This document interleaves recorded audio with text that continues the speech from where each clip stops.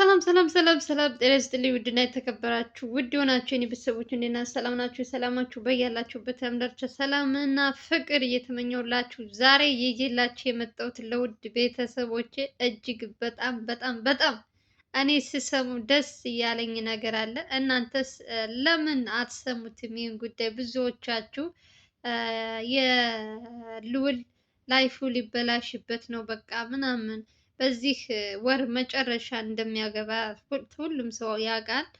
ጾም ሲያልቅ ማለት ነው። ኦልሬዲ የኛ ጾም ሊያልቅ ትንሽ ቀን ነው የቀረው እና በዛ ምክንያት እንግዲህ ብዙዎቻችሁ ስትጨነቁ ነበር። በቃ ሁሉም ነገር ተበላሸበት ምናምን እያላችሁ፣ ዛሬ ግን ለእናንተ ደስ የሚል ነገር ይዤላችሁ ነው የመጣሁት። ከልዑል አዲሷ ፍቅረኛዋ ስሟን ስለማላውቅ እንግዲህ አዲሷ እያልኩ ነው ማወራላችሁ። ብቻ እጅግ በጣም ደስ ያለኝ ነገር እናቱ ቤት እንደቀየረች ሁላችሁም አይታችኋል። እንግዲህ ዛሬ ከዛ ቤት ሂዳ በየትኛውም ሰዓት በተመቸው ሰዓት እንደምትጠብቀው ለምን 2-3 ወር አይፈጅም። እሱ በተመቸው ሰዓት ዝግጁ ነኝ ባለ ሰዓት አብሬው ነኝ። አሁንም ቢሆን እኔ ሰርግ ሳይሆን እኔ እና እሱ ሰው እንዲያይልን ወይም ሰርግ ተሰረገ ምናምን እንዲባል ሳይሆን እኔ እሱን እንደምወደው እንድታቂልኝ ነው እንጂ ከዛ ውጭ ምንም ሰርግም ባይኖር ሽምግልናም ባይላክም ምንም ችግር የለብኝም ብላ እንግዲህ ለልዑል እናት ማለት ነው ቤታቸው ድረስ መታ። ልዑልም አለ እና አቤል አሉ እነ ቴዲ አሉ። እንዴት ደስ እንዳለኝ ልነግራችሁ አልችልም ማለት ነው። ገና ስሰማው ራሱ ወይኔ እኔ ከነገራችን ላይ ይሄ ነገር ከእናንተ በፊት እኔ ራሱ በቃ ላይፉን ሊያበላሹበት ነው እነዚህ ሰዎች አሁን የመጡት። ሊያገባ ነው በተባለበት ሰዓት መጥተው ብዙ ነገር እያበላሹበት ነው እያልኩኝ አሳሙኔ ነበር። እንግዲህ ልጅቷ እግዚአብሔር ይስጣት በስከ መጨረሻ ገላገለችን። ምንም ነገር ባይደረግም ችግር የለብኝም ብላለች። እንግዲህ ልዑልም እንግዲህ እንደ ዛሬ እውነት ፈገግታውን በትንሹም ቢሆን ያው ውስጡ ደስተኛም ባይሆንም ከላዩ ፈገግ አስብለዋለች። እጅግ በጣም የእውነቴን ነው። እኔ ባላቃት ራሱ ዛሬ ወደድኳት። ለምን ጭንቀቱን እናንተን አይታ ተረድታ በፈለግከው ሰዓት እጠብቅሃለሁ ስትለው ምን አይነት ስሜት እንደሚሰማው አስቡ። እናቱ በዚህ ጭንቀት ላይ ሰው በሚያስፈልጋት ሰዓት ቤቷ ድረስ ሂዳ ሴት የሚያደርገውን ነገር ሁሉ ነገር አዘጋጅታ ለእናቱ። አረ በስመ አብ! አንዳንዴ ግን ሰው ግን የእውነቴን ነው የምላችሁ ሲጀመር የልዑል ፍቅረኞች እኮ የሚመጡት እድለኛ ናቸው። እውነት እነሱ ስለማያውቁበት ነው እንጂ ኤልሳም በዛ ሰዓት ልክ እንደዚህ ነበር የምትንከባከበው። ልዑልን ታሞ ሳለ ካስታወሳችሁ በጣም ብዙ መስዋዕት ከፍላለታለች እና ግን እሷ አልተጠቀመችበትም። በትንሽ እንትን ተታላ ሄደች እንጂ አሁን ይቺ እህታችን አዲሷ በጣም ጎበዝ ከሆነች ልዑል ምንም ነገር ሊያጋጥመው ይችላል። እንግዲህ የሚሰሩት ስራ ከሰው ጋር የሚያጣላ ከሰው ብዙ ነገር እንትን የሚልበት ነገር ነው የሚሰሩት። ይህን ሁሉ ተቋቁማ አይታ እንዳላየች የምታልፍ ከሆነ ከልዑል ጋር እስከ መጨረሻው ድረስ ይቀጥላሉ ብዬ አስባለሁ። ዝም ብላ ደግሞ እንደዚህ አንድ ነገር ተፈጠረ በቃ እኔንም የኔም ቤተሰቦች የሆነ ነገር ይሆናሉ እያለች በእንትን በሰቀቀን እንትን የምትል ከሆነ ከባድ ነው። እንዳሁኑ ደግሞ ካሰበች ልክ ዛሬ እንዳለችው በፈለግከው ወር መጋባት እንችላለን፣ ሽምግልና መላክ ትችላለህ እንዳለችው ሁልጊዜም እንደዚህ አይነት ሀሳብ የምታጋራው ከሆነ የእውነቴን ነው የምላችሁ እጅግ በጣም ደስ ብሎኛል። ቢያንስ የልዑል እናት ያለችበት ሁኔታ ታውቃላችሁ። ቤትን ቢቀየር አይምሮዋ ያለው ከነሱ ነው። ልጄን እንትን እንዳይልብኝ እያለች ማለት ነው። ኦሬዲ ሁሉም ነገር ስለታወቀባቸው አሁን ላይ ምንም መደባበቅ ምናምን አያስፈልግም። እናንተም ተመልካቾች እያያችሁት ስለሆነ ነገሮችን እኛ አንዳንዴ ነገሮችን አይታችሁ ሰምታችሁ እንዳላየች አሁን እኔ ብዙ ነገሮች ይላኩልኛል፣ ግን ደግሞ ዝም ብዬ አለፍ ያለ በቃ ለሰው ይመጥናል የምለው ነው እንጂ የተላከውን ሁሉ ወደ እናንተ ማደርስ ከሆነ ከባድ ነው። ስለዚህ አሁን የልዑል እናት ምንም ነገር ብታይ እያየች ካላለፈች ለራሷም ሆነ ለልዑል ትልቅ እንትን ነው የሚሆንባት። ግን ደግሞ ዛሬ ደስ ያለኝ ነገር የዚች ልጅ መመለሷ ደግሞ ቤታቸው መታ እንደ ልጅ እናቴ ብላ ከጎንሽ ነኝ ብላ ሁሉን ነገር እንትን የምትል ከሆነች የእውነት በጣም ነው ደስ ያለኝ። ብቻ እኔ ልነግራችሁ አልችልም። ያው ፊቷን አያሳዩም እነሱም በትንሹ እንትን ብለው ነው፣ እኔም በትንሹ አሳያችኋለሁ። ያው ለእሷ ለደህንነቷ ሲባል ነው እንጂ ወንጀለኛ ወይም ትሁን አይደለም ፊቷ የሚሸፈነው። ለደህንነቷ ሲባል ደግሞ የግዴታ ፊቷን ማሳየት ስለሌለብን እነሱም እንትን ሲሉ ፊቷን አያሳዩም። ይህ ደግሞ ለልጅቷ ለደህንነት ነው፣ ለሌላ ነገር አይደለም። ዋናው ነገር ልዑል ደስታ መመለስ ነው። እናቱ ካለችበት ጭንቀት ማስወጣት፣ ከጎናቸው ሆና አለሁላችሁ እያለች እንትን ማለቷ ራሱ ትልቅ ነገር ነው። እነሱ እውነት እንዳለችው ከልብ ነው እንጂ ሰው ስለተደገሰ ሽምግልና ስለተላከ ምናምን አይደለም። ከወደድሽው ምንም ነገር ቢመጣ እስከ ሁሉም ነገር ተቋቁማ እስከ መጨረሻው ድረስ መጠበቅ አለባት ብዬ ነው የማስበው። እንግዲህ ብልጥና ጎበዝ ከሆነች ልዑል የመሰለ ሰው ጠብቃ ምንም ሰዓት የሚፍጅ አይፍጅም ጠብቃ የራሷ ማድረግ ትችላለች። አሁን እድል ተሰጥቷታል። እንግዲህ ኤልሳ እንትን ሳትላት እሷ ብልጥ ከሆነች ምንም ነገር ቢፈጠር እያየች እንዳላየች ካለፈች ከልዑል ጋር አብራ ለመሆን እድል አላት ማለት ነው። እና እግዚአብሔርን ነው የምላችሁ ዛሬ ደስ ብሎኛል። እንደዚህ አይነት ቃላት ከሷ እንትን ስሰማ ልዑልም እናቱም ስንት ነገር እያሰበች በዚህ እንትን ወር መጨረሻ ሽምግልና ይላካል እንደዚህ ነው ጾምም ሊያልቅ እንግዲህ ትንሽ ወር ነው የሚቀረው የኛ የክርስቲያን ጾሞች እና በዛም እንትን እንደዛ እየተባለ ብቻ ያው አንዳንዴ ሰዎች እኛ ብዙ ነገር እናስባለን። ፈጣሪ ካልፈቀደ በፍጹም የሚሆን ነገር አይደለም እና እግዚአብሔር ሁሉም ነገር ሲፈቅድ ነው። ልጅቷም እንግዲህ መጀመሪያም ስትመጣ ልዑል ተናግሯል።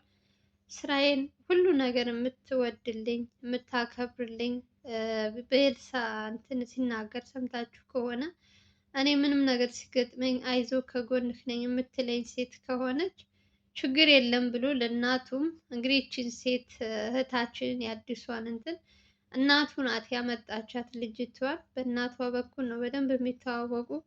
ከልዑል ጋር ብዙም እንትን አይሉም ማለት ትችላላችሁ። ያው ልዑል እንደምታዩት ነው ለራሱ ለአዲስ ህይወት ለምን ለምን የሚባል ነገር የለም። ልዑል ጋር ስራና ስራ ብቻ ነው። ከረፍቱ ወደ ምኝታ ከዛም ደግሞ ወደዛ እንደዚያ እንጂ የራሱ እንደዚህ ወጣ ብሎ ላይፍ ምናምን የሚባል ነገር የላቸውም። በዚህ አጋጣሚ ግን እውነት ያሳዝኑኛል። እነ ዘላለም ሁሉ እና አቤል እነ እንትና ሁሉ ስራቸው እንጂ ስለ ራሳቸው እንትን ምንም የሚጨነቁ ሰዎች አይደሉም። እንደ እውነት ከሆነ አንዳንዴ የራስ ወዳድ መሆን ጥሩ አይደለም። ማግባት አለባቸው፣ መውለድ አለባቸው። ልጅ በልጅነት ይባላል። እነሱ ደግሞ ወንድ ልጅ ነው እድሜ አይሄድም እንደዛ የሚባል ነገር የለም። እሱ ካረጀ በኋላ ምንድን ነው እንዴ ልጅ ያስፈልገዋል። የሆነ ነገር ስትወድቂ ልጅሽ የተማረ ወይ ተለቅ ያለ ከሆነ አንቺን እንትን የሚያግዝሽ መሆን አለበት።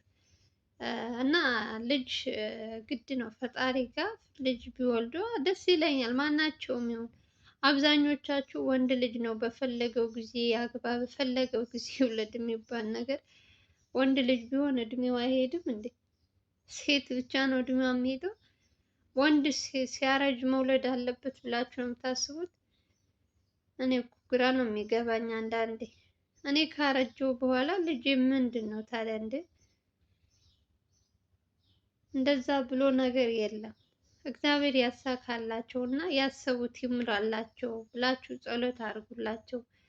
የእውነት ስራቸውን ለተወሰነ ጊዜ ቆም አድርገው የራሳቸውን ህይወት ቢያሳኩ በራሳቸው እንትን ቢደሰቱ ደስ ይለኛል። ሁል ጊዜ ለሰው ጎደሎ ሲሞሉ ሲሯሯጡ ሰው መቼም ብታረግለት ምስጋና ያቅመኛ ሰው ከሰው ውለታ ከሰው እንትን አትጠብቂም፣ ከፈጣሪ ነው የምታገኙ ነው።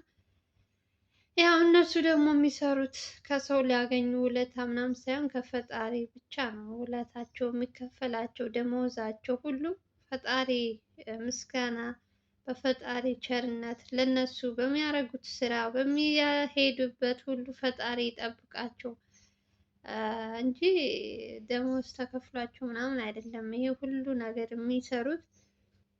ኢትዮጵያ ውስጥ ብዙ ወንጀል የሚሰሩ ሰዎች አሉ። በጣም እኛ እድሜ ይስጠን እንጂ ወደፊት ራሱ ታያላችሁ። የእውነት አሁን እነ ልዑል እየተስፋፉ ነው የመጡት።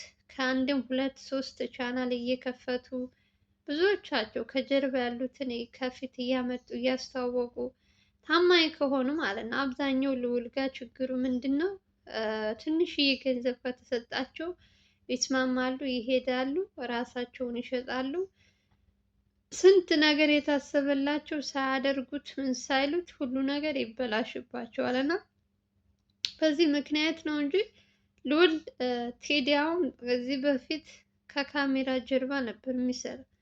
ግን ደግሞ ልዑል ሲያየው ነገሩ ስራው ሁሉ ነገር ደስ ሲለው አዲስ ቻናል ከፍቶ ከኛ ጋር አስተዋውቆ ምናምን ቴዲን ብቻ አይደለም ብሩክን አወቃችሁ ዱካሾል የሚሰራው እሱ ራሱ ከካሜራ ጀርባ ነበር።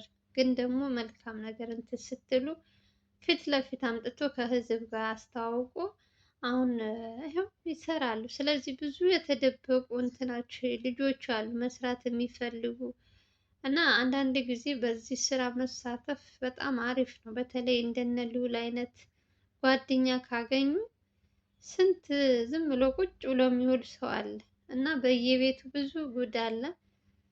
እያጣሩ እውነቱን እንግዲህ ወንጀለኛውን እያሳሰሩ ይቀጥላል ማለት ነው። ለማንኛውም ሁላችሁም እርግጠኛ ነኝ ደስ እንደሚላችሁ በዚች ልጅ ሀሳቧን ስለቀየረች ልዑልንም እናቱንም ቤታቸው መታ ሰርፕራይዝ አድርጋ ምንም ነገር እንዳያስቡ በተለይ እናቱ ብዙ ነገሮች እያሰበች ስለነበረ የልጄን እንትን አበላሸሁት እያለች ራሷን በራሷ ስታጨናንቅ ስለነበረ ዛሬ በትንሹ እንግዲህ ቀለል ይላታል ብዬ አስባለሁ። እንግዲህ ፈጣሪ ደግሞ የልዑል ቤተሰብ ነው ምንድን ነው የተባለው እንግዲህ ልቡን ሰጥቶት እውነቱን ተናግሮ ሁሉም ነገር ተስተካክሎላቸው እንደ ድሮው ይመለሳሉ ብዬ ተስፋ አደርጋለሁ።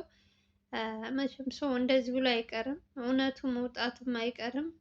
እናቱም እውነቱን ተናግራ ከልዑል ከነሱ ሰዎች አርቃ የራሱን ህይወት እንዲመራ ማድረግ ትችላለች። እውነት ለልዑል የምትወደው ከሆነ ምንም ነገር ሳይደክም ሳይለፋ እናቱ እውነቱን ተናግራ መጨረሻውን ያሳየን ነው የምለው። ሌላ ምንም አላችሁም። እርግጠኛ ነኝ በዚህ ቪዲዮ ደስ እንደምትሰኙ ሁላችሁም ማለት ነው። ብቻ ይላል። ብቻ ጀና ሁኑ እናንተ ብዙ ነገር ታያላችሁ። እድሜ ይስጠን እንጂ እኛ ማናየው ጉድ የለም መቼም ዘንድሮ። እግዚአብሔር ይመስገን ደስ ብሎኛል። ግን ይሄ ሁሉ ነገር እንዲስተካከልለት ጊዜ መስጠቷ እግዚአብሔር ይስጣት እያላችሁ የእውነት እንድታመሰግኗት እህታችን ባናቃትም እንግዲህ ብቻ ልዑልን እና እናቱን እንደኔ እንትን ያለቻቸው ከጭንቀት ሁሉ ያወጣቻቸው ሴት መመስገን አለባት ብዬ ነው የማስበው። እኔ የሆነ ነገር ሲመጡ እኔ እረግጣለሁ፣ ጥሩ ነገር ሲሰሩ ደግሞ አመሰግናለሁ። ኤልሳን አሁን በፊት በጣም ስንንከባከባን ነበር። አሁን ግን ለልዑል የምታሳየው ነገር ደስ ስለማይል እያያችሁ ነው፣ እየረገጥኳት ነው ያለሁት እና ይቺ ልጅ ደግሞ አሁን ላይ አሪፍ ነገር ነው እንትን እያለች ያለችው ለልዑል እናት የምታሳየው ለልዑል እንዳይከፋው ስለ አባቱ የተወራው ነገር ሁሉ በቃ በሁሉም ነገሮች ሁሉም ቤት እንደዚህ አይነት ነገር እንደሚያጋጥም እየተናገረች ልዑልን እያጽናናች ልዑል እናቱ ጋር ምንም ሌላ ሀሳቡን እንትን እንዳይቀያይር እንግዲህ ብዙ ነገሮች እንትን እያገዘችው ነው ማለት ትችላላችሁ። ከዚህ በላይ ደስታ የለም። ስንት ነገር አሰብን። የእውነት እንደኔ ከሆናችሁ ብዙ ነገሮች ነው እኔ ሲመላለሱብኝ የነበረው እንዳይጣሉ እንዳትሄድ ብቻ ይቺ ልጅ ይሄ ነገር እንትን ሲል ሲመጣባት ሶሻል ሚዲያ ተጠቃሚ ስትሆኑ ትንሽ ከባድ ነው። ነገሮችን አይታችሁ እንትን እንዳላላችሁ ካላረጋችሁ እና አይታችሁ ካላለፋችሁት ነገሩ ትንሽ ከባድ ነው። ለዛም ነው እንግዲህ ልጅቷ ቢያንስ ከጭንቀታቸው ካሉበት እንትን ለማውጣት ቤታቸው ድረስ መታ እንደዚህ አይነት ነገር የተናገረችው እና እግዚአብሔር ይስጣት። ሌላ ምንም ማለት አልችልም። እንግዲህ ብዙዎቻችሁ ስትጨናነቁ ስለነበረ እኔ ደግሞ ታውቃላችሁ የሆነች ነገር ስሰማ መጥቼ ለእናንተ ነው ማጋራችሁ። እንግዲህ ከወደዳችሁት ቪዲዮ ላይክ፣ ሼር እያደረጋችሁ አዲስ ከሆናችሁ ሰብስክራይብ አድርጉ። ሌላ ምንም ልላችሁ አልችልም። ከዚህ በላይ ደስታ የለም። እንግዲህ የዛሬው ቪዲዮ ይመስላል። ደስ እንደሚላችሁ አልጠራጠርም። የልዑል ደስታ እና የእናቱ ደስታ የሚያስደስታችሁ ቪዲዮን ላይክ እያደረጋችሁ አዲስ ሆናችሁ ደግሞ እንደዛው ሰብስክራይብ አድርጉ። በተረፈ ሰላምና ፍቅር እየተመኘሁላችሁ በሌላ ቪዲዮ እንገናኛለን። ሀገራችሁ ኢትዮጵያን ሰላም ያድርግልን። እወዳችኋለሁ። ባይ ባይ።